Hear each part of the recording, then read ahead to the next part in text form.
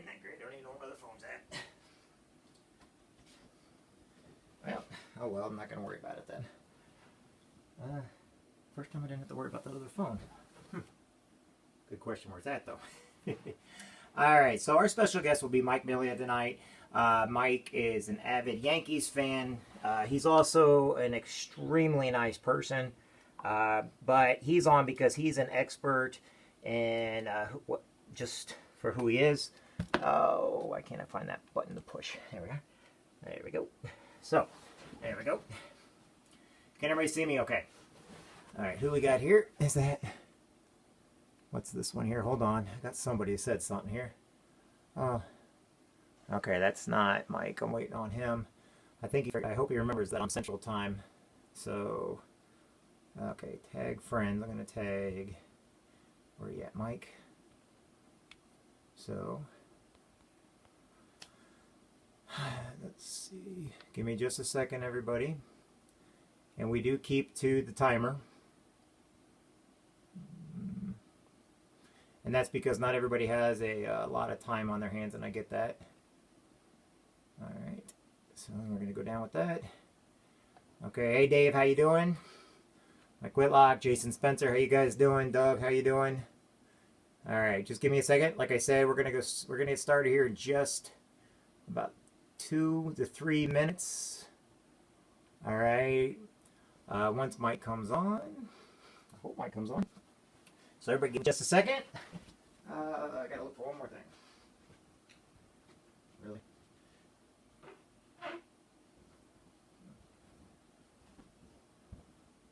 Are you kidding me? Where did I put it? Okay. Oh, and that's where my left. Can't find what I need. It's not important though, so we're okay. Okay. Sorry, everybody's looking for one more thing. And there's that. Don't need that though. Interesting. Okay, I'm setting the alarm now. Alright. Alright, give him a couple hours seconds. We'll wait for him to come on. I'm hoping he remembers. If he doesn't, that's okay. Okay. So alarm is being set. 15 minutes, everybody. I will start this in about 30 seconds. We're going to go ahead and get started. When Mike comes on, I will add him. So, like I said, Fireside Chat's still a newer system. Okay, it's still a system to basically let people know who they are and let them know that they matter. Let them know that they are important. Maybe you had a tidbit of information. Maybe you've got a business and you're looking for ideas. Maybe you are looking for a job. Maybe you're creating a resume. Maybe you're trying to find God. Maybe you're not trying to find God. This program is for everybody. Okay, I don't care if you're religious. I don't care what color skin you are. I don't care what language you speak. I don't care about your sexuality. You can be gay, straight, bisexual. You can be freaking a Klingon for all I care about. What I do care about, though, is everyday life. Everybody matters. And you may need to find that one nugget of information, that one thing that sets you apart, that's going to push you forward in what you do. Okay? I know that when Marines get out of the military, to give you a quick sidestep, when Marines get out of the military, they have a hard time adapting and readjusting. Okay? I know when soldiers and sailors. When I came home, I had a lot of my friends from high school. They were depressed. They didn't know what to do. They stuck in the same position doing the same thing over and over without realizing that they need to change up their habits. They need to do a couple different things. I see people that question their beliefs. I see people that question their governments. You know, we don't care if Republican, Democrat, left or right, communist, socialist. I don't care about all that. I care that you are a productive member of society, that you know that when you help others, okay, that is what's going to help. So now I can't wait any longer. I'm going to go ahead and get started. A lot of this is new, so you got to understand as people are coming on and stuff like that, understand that this is a newer platform, this is a newer way of doing things. So if we don't get people right on, remember I'm advertising this all over the world. So I know that Mike, he's on the East Coast right now, and if we don't get him on, I will bring him on, I promise you. But he's a very busy person. A lot of people I bring on, they are very busy people, okay, and they're very busy because they're helping other people. They do a lot for their communities. They do a lot for each other. Craig, Kendall, how you guys doing? Mike, Jason, Dave Martin. All right. So when he comes on, I'll bring him on. If not, I've got to start. I promised everybody we keep it at exactly 15 minutes. Are we ready? And we start now. Timer's clicking down. All right, everybody. Welcome to my page. This is Fireside Chat with Jeffrey Jansen. I hope each and every one of you are having a great evening. Today is December 9th, 2020. All right, tonight's guest, if he's still able to come on, or if when I see him and I'm able to bring him on, will be Mike Malia. If not, we'll bring him back another time. A lot of people don't know that this is open to the world. This is not about business. This is not about religion. This is not about anything other than maybe some nuggets of information we can convey to you. So one of the things that I was going to bring up, and I'm going to get into it now, is I want to bring up that I want you to picture people's lives right now like you're in a desert, okay? And a lot of people don't always understand. There's a lot of people, they go through the motions of life, okay? They get trapped in this little square box. So they get trapped in the motions of life. And what you got to ask yourself every day is, how am I doing something different than what I did yesterday? And they think they have to help themselves. Well, they don't get out of the box when you can't get out of the box on your own. You actually need to help other people in order to do better in life. It doesn't matter what your religion, your sex, your creed, your culture is. What matters is what you're doing to help other people, okay? If you ever notice when people are evil, mean, they're chaotic, people sometimes look and they think people are leaders because they're actually leaders. You can see a leader by how they help the people that they're leading, okay? I always like that analogy of between a leader and a manager. A manager is they're sitting there whipping the crap out of people. Do this, do this, do this. And a leader is the person that's down there, gets in the front and helps pull with them, okay? Now, maybe you're trying to write a resume. Guess what? It's not going to hurt for you to go to a library, go to a friend's house, and ask them to review it, okay? Going back to my analogy. A lot of people, they're in this square box. They're in this bubble, and they don't get out. That's the desert you're in, okay? The desert you're in that, yeah, you're happy with life, or maybe you're depressed, or whatever, but you're stuck in an area in your head that you can't get out of. And you keep wandering around, but you're going in circles. And you don't see a way out, okay? But you're not asking for help. You're not doing anything, Next thing I know, you're actually starting to blame whether religion you are, saying, no, there must be no, if not, but you got to forget that you're in the desert, okay? You ate when you need to, you drank when you needed to, okay? We all know that analogy. But a lot of people don't know how to get out.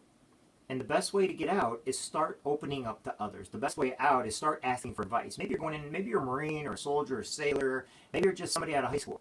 And you're going in and you're getting an interview, and when you go into that interview, you're a wrinkle bomb, okay? You don't look and you don't get the job. You come home and you blame it all on business. Well, did you ask anybody to basically look at you before you went into the interview? Did you ask anybody advice on what you should wear? Okay, other people say, I got all this college, but I can't get a job because I need work experience and everything else. Great. The job you're going for, you're wanting $100,000 right out of college right away, and the only jobs you're applying to are the jobs that are over $100,000 or $200,000, and you can't figure out why you're not getting them yet. Well, you're not getting them because you're not qualified. College does not qualify you for anything. College does nothing for you other than give you the knowledge of different activities and advice. It might teach you how to do math. It might teach you to read a little bit better. It might teach you to speak a little bit easier. It might show you how to write a resume. But college is there to teach you fundamentals. It's not there to get you the job. And everybody thinks that that's what you have to have is college. No. Believe it or not, the wealthiest businesses in the world and some of the greatest business, those people never went to college when they opened up. They hire college kids to make their dreams come true because now you guys have ideas, but you didn't start it. So a lot of people that go to trade and technical schools are making more than college graduates. People that are plumbers, electricians, that are, go to people's homes just because they want to help around their community are making more than a college graduate because they have a skill set and they use that skill set and they work for themselves and they go from door to door, house to house. They're not selling, it's just they're good at what they do. I worked with a guy named Jeremy years ago when I was working at Radio Shack and when I was lifeguarding. In words, I worked over at Radio Shack and McDonald's when I wasn't lifeguarding. And Jeremy he worked on heating and air conditioning systems. And he started making more just going to people's houses and charging like $15, $20 an hour, and then they would pay for all but he was doing that on his own, and next thing you know, he developed a really nice business. I know friends in my hometown, they have their kids working for them, they created their own heating and air conditioning businesses. That's just an idea, okay?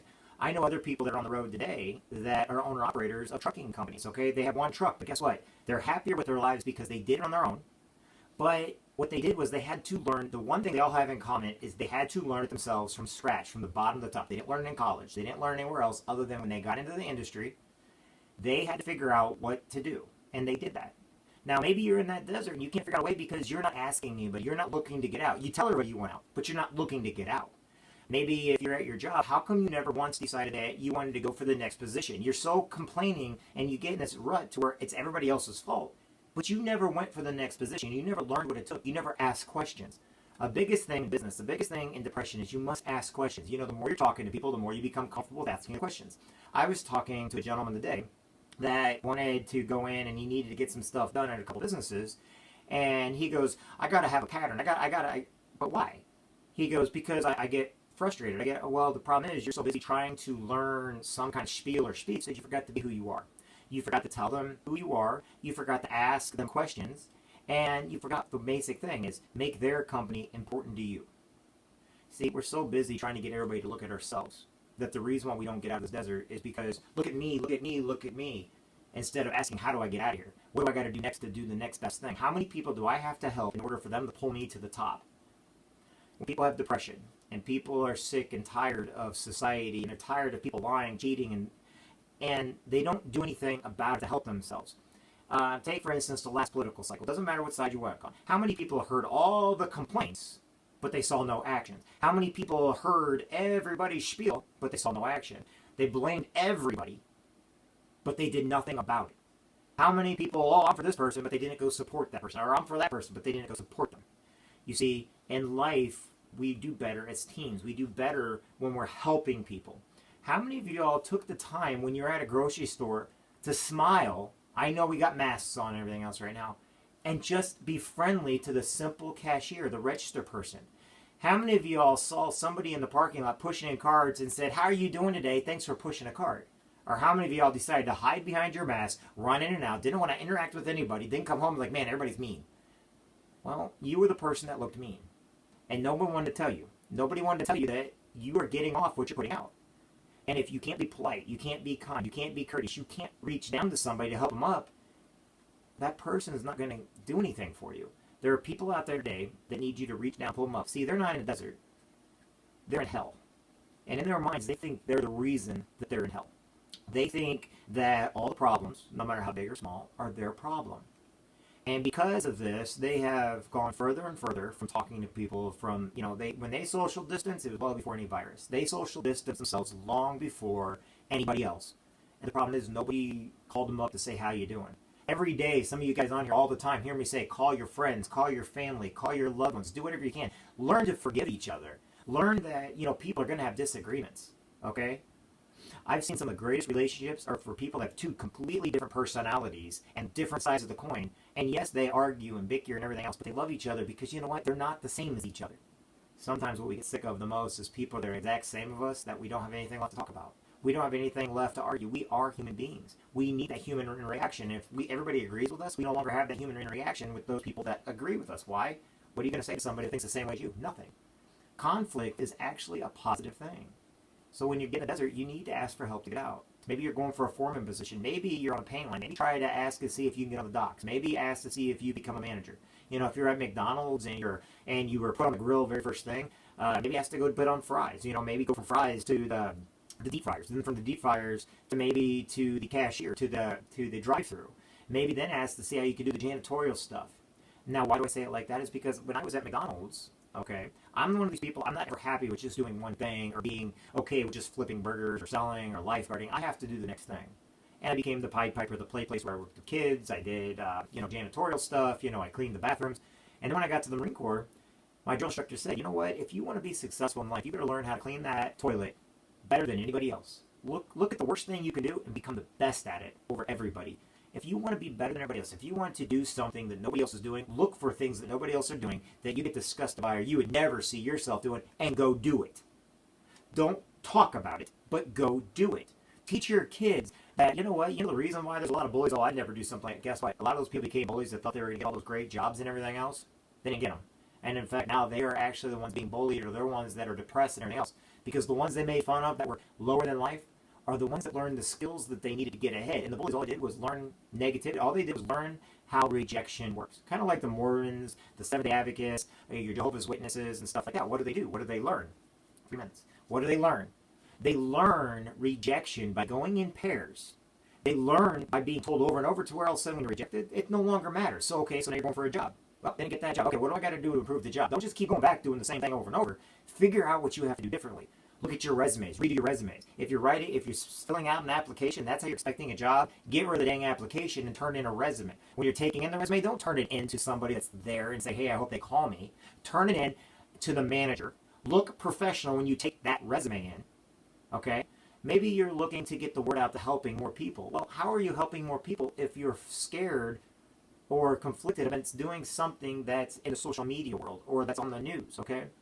I got a friend right now today, J.D. Walker, driving a Ride for Drive truck from Gully, who's the first in to Arlington National Cemetery to take the wreaths because his son Jeff died due to a sniper in Iraq. So read today's Harold Wig, and you can read all about that. JD is a personal friend of mine. I've been helping JD, and before he ever got the ride with Pride Truck.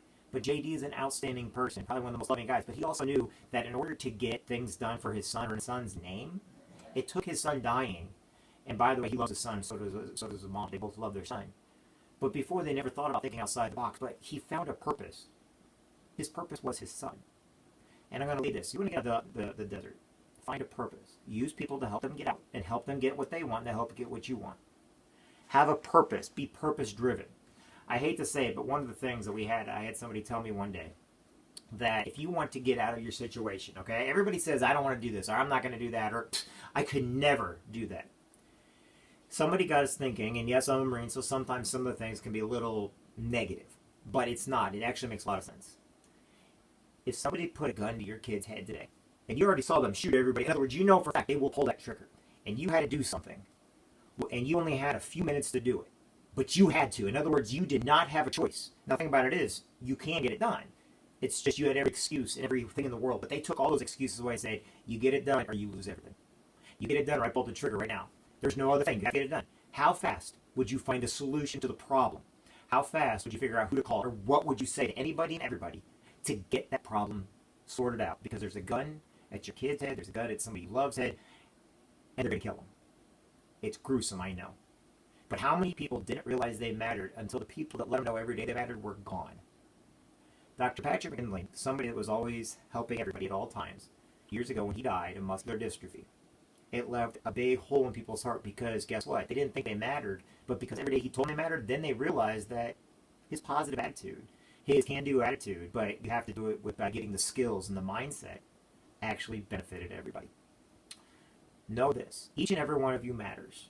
Know this. There's nothing you can't do if you don't put your mind to it, your heart to it. Some of you that are in the prayer hills, pray on it. No one's saying you're wrong. For you that are atheists or agnostic or anything else, that's fine. Do it for others. But reach out to people.